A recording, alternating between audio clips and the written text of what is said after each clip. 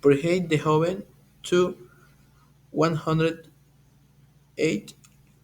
2. Heat olive oil in large pan. 3. Add the chopped onion and sweet until translucent. 4. Add the mise grill and cook for 1 more minute. 5. Add the ground beef and the brown until fully cooked.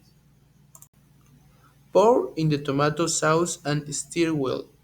7. Season with salt, pepper, and Italian herbs. Simmer on low heat for 10 minutes. 8. Meanwhile, prepare the bechamel sauce.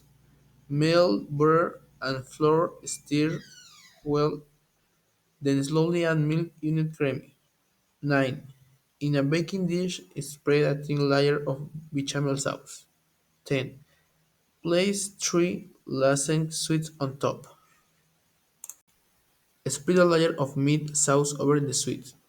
Add dollops of ricotta cheese evenly. Cover with some bechamel sauce and spring mozzarella cheese. Repeat the layers until you finish with a top layer of pasta covered with bechamel and mozzarella. Sprinkle grated Parmesan cheese on top. Bake for 30 or 40 minutes or until golden and bubbly.